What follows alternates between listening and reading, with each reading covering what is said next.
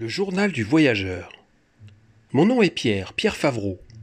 Ce que je suis en train d'écrire en ce moment même est une histoire à laquelle, encore aujourd'hui, je ne peux croire. Le 15 novembre 2018, alors que je me rendais à mon travail, sous ce beau timbre crépusculaire que prenait le ciel, une pierre surgit soudainement du sol, comme si la terre n'en voulait plus. En tant que géologue, je me devais de la récupérer afin de mieux pouvoir l'étudier. Comment avait-elle pu remonter à la surface, défiant par la même occasion les lois de la gravité ? Je me le demandais. De cette pierre émanait une intense et vive lumière. Sur le moment, je crus avoir trouvé un déchet radioactif fluorescent. Pourtant, sa couleur ne devait rendre une telle phosphorescence. Comment un violet si sombre pouvait-il éclairer autant mes yeux verts remplis de fascination ? Je ne savais guère où la ranger. De plus, je n'avais pas mon matériel sur moi. Il m'attendait à mon bureau et je ne voulais pas que mes collègues, parfois bien trop vicieux, s'en emparent, comme ils ont pu le faire par le passé. Je décidai alors de retourner chez moi, là où personne ne pouvait me déranger. Je pris ma voiture, d'un gris monotone dépeignant un commun plus que commun, et rentrai chez moi, un sourire assez inquiétant aux lèvres. Ce joyau violet illuminait de plus en plus mon sac, le transformant en un accessoire de film de science-fiction assez mauvais. Mais pourtant, je ne pouvais m'empêcher de l'admirer de plus en plus à chaque seconde qui passait. Arrivé chez moi, je sautai à l'étage à pas de géant, sans me rendre compte que je ne fermais aucune porte derrière moi. Je pris une grande inspiration et je parvins à me calmer, même si une joie intense et immuable rayonnait sur mon âme, chassant à jamais tous les sentiments négatifs que j'aurais pu avoir. À la loupe, j'examinais chaque atome, chaque millimètre de ce fascinant objet. Pris de courage, je décidai de la briser en deux, afin de mieux pouvoir observer le centre d'où l'étrange lumière violette semblait venir. Mon burin à la main, je frappai la pierre d'un assez grand coup, mais celle-ci ne bougeait pas d'un pouce. Cela ne m'empêcha guère de retenter ma chance à plusieurs reprises, jusqu'à ce que le bruit de mon burin, se brisant, me ramène à la raison.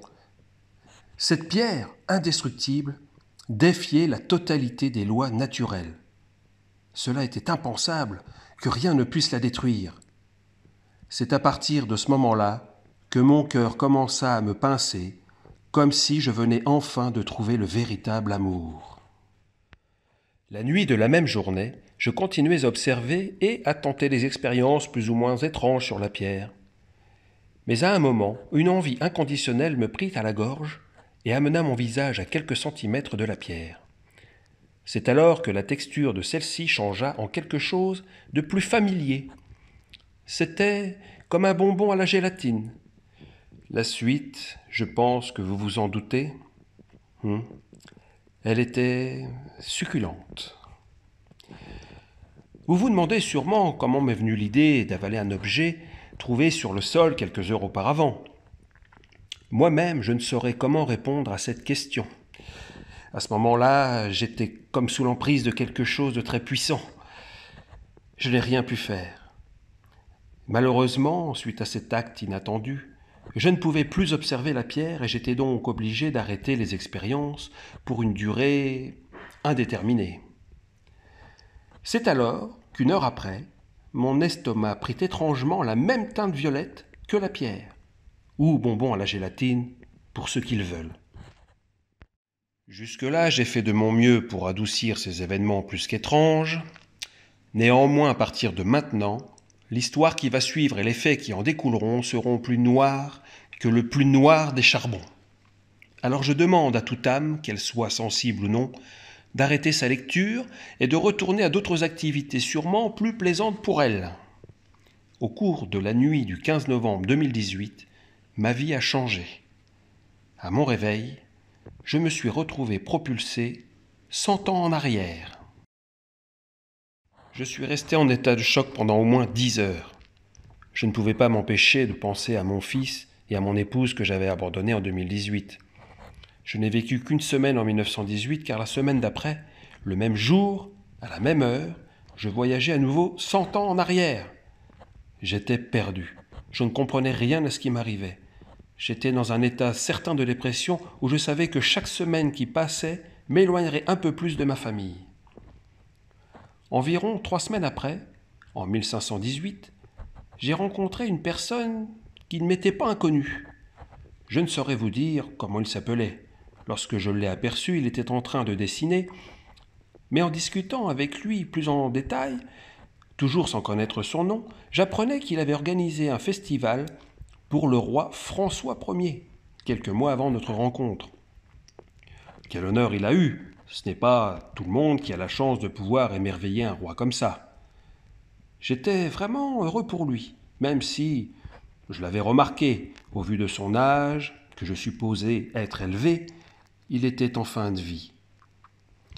Il parvenait à peine à mettre un pied devant l'autre. J'espère qu'il est parti paisiblement.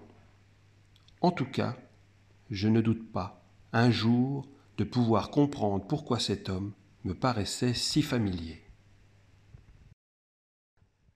Quelques jours après l'avoir rencontré, une idée me traversa l'esprit. Pourquoi ne pas apporter aux époques que je visite un élément de l'époque quittée auparavant ? Je n'avais rien à perdre puisque je ne verrais jamais les conséquences de mes actes. Alors je décidai d'instaurer quelques règles. Première règle, ne pas parler d'événements qui ne se sont pas encore produits. Deuxième règle, n'apporter qu'une seule chose par époque. Troisième règle, ne jamais tuer un être vivant. Ces règles étaient très importantes pour moi. Elles étaient mes lois. La troisième était pour moi la plus immuable de toutes les règles, car après tout, le simple fait de tuer un moustique pourrait totalement modifier les éléments majeurs de l'histoire. Après avoir fini de les rédiger, ma vie allait enfin pouvoir avoir un but précis. C'est alors que 3 mois sont passés et moi, je me dirigeais de plus en plus vers le passé. À ce moment-là, j'étais en l'an 318 après Jésus-Christ et mon plan fonctionnait. Chaque période acceptait l'idée que je leur proposais. Je me sentais à nouveau vivant. De plus, je découvrais le passé de notre civilisation. Je connais des réponses aux questions que l'on se pose à mon époque d'origine, mais aussi des secrets méconnus de notre monde, qui ont pourtant apporté beaucoup de choses à notre système de vie du XXIe siècle. Je devenais petit à petit une encyclopédie vivante. Lorsque je suis arrivé en l'an 18, après Jésus-Christ, j'ai rencontré quelqu'un de spécial pour moi, Faustus. Il était la seule personne qui croyait à mon histoire délirante, même si maintenant, avec vous qui me lisez, il n'est plus le seul, enfin je l'espère. Ça me faisait beaucoup de bien d'avoir quelqu'un à qui en parler. Lorsque j'ai voulu le faire durant mon séjour en 1418, les habitants ont tenté de me brûler vif. Heureusement, on était un dimanche soir et le lendemain, je partais pour l'année 1318. Si cela avait été un jour plus tôt, je serais sûrement déjà mort. Cette mauvaise expérience m'avait convaincu de ne plus jamais en parler à qui que ce soit. Mais Faustus était considéré comme le fou du village, auprès de son peuple, ce qui faisait que personne ne l'écoutait. Mais il ne l'était pas, loin de là. Il était en vérité une sorte de voyant ou de devin capable de voir le futur. Par exemple, il avait vu des bribes de l'industrialisation et encore beaucoup de choses en rapport avec notre époque moderne. C'était normal que le peuple prenne pour un fou, vu comment il le racontait. Des dieux de fer dirigeront le monde. Même moi, j'ai eu du mal à le comprendre au début. Il sera malencontreusement la dernière personne à qui j'aurais pu en parler, car, comme vous pouvez commencer à vous en douter, ma capacité à pouvoir parler avec les autres commençait doucement à s'éteindre, car les langues régressaient pour passer à d'autres bien plus anciennes, considérées comme mortes à mon époque, et que, de ce fait, je ne connaissais pas. En moins 118 avant Jésus-Christ, je redevenais seul dans un monde totalement hermétique à ma langue. J'ai essayé d'apprendre, mais à chaque mois qui passait, les langues changeaient. Je ne pouvais pas m'adapter. Pour en revenir à la pierre qui est le commencement de toute mon histoire, elle est toujours en moi. Elle a en quelque sorte fusionné avec moi, mais je ne la sens pas se déplacer dans mon sang, même si parfois ma vue prend une teinte violette durant quelques secondes, ce qui me rappelle qu'elle est toujours là, à l'intérieur de moi. Je pense aussi beaucoup à ma famille, comment ils ont assimilé l'idée que j'avais disparu sans laisser de traces. Je ne sais pas comment mon monde d'origine avance et ça me rend fou quand je viens à y penser. Alors j'essaie de ne pas y faire attention, mais à chaque fois, c'est la même chose. Je finis par y repenser. Plusieurs dizaines d'années se sont écoulées depuis mon premier voyage. Et pour ceux qui se demandent, je n'ai absolument pas vieilli, je suis toujours le même. Je vivrai sûrement encore alors que le monde sera à son Big Bang. Bientôt je vivrai le commencement tout en ayant toujours 36 ans. J'ai peur, je suis terrifié. Le monde n'accueille plus que des bêtes horribles aujourd'hui, dignes des pires films d'horreur. Je suis le seul, et le dernier, mais surtout le premier. Voici donc mes ultimes mots en tant que Pierre Favreau, rédacteur du Journal du Voyageur. J'espère être lu par le plus grand nombre. J'espère que vous arriverez à trouver et à lire tous les messages que j'ai laissés tout au long de mon curieux chemin.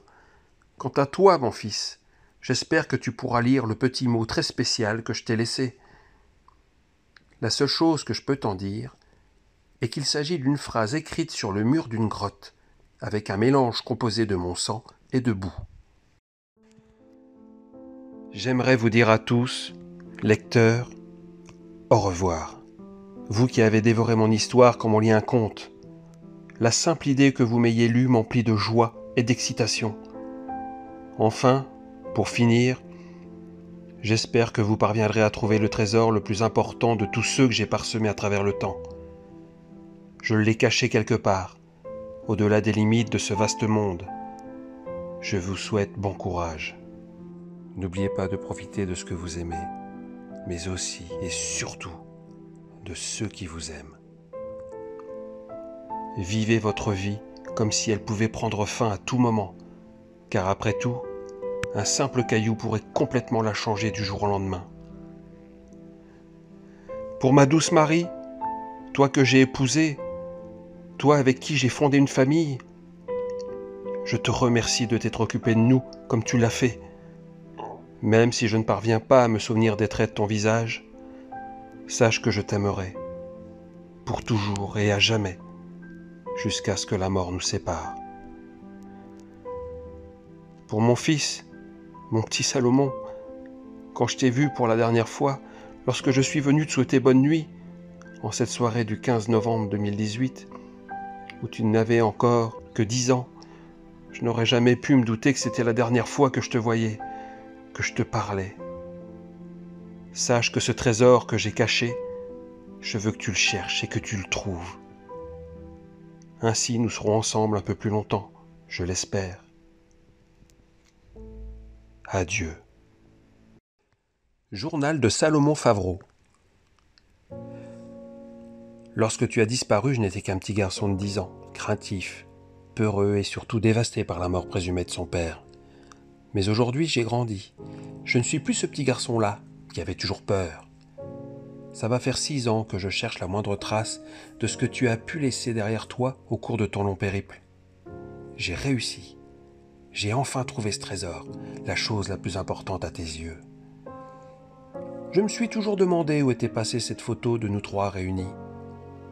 En tout cas, sache que maman et moi, on a toujours cru en toi et que grâce à tout ce que tu avais caché, on a enfin pu faire notre deuil et maintenant on peut enfin avancer. Il n'y a plus qu'une chose maintenant que je souhaite te dire pour tout ce que tu as fait pour nous. Merci.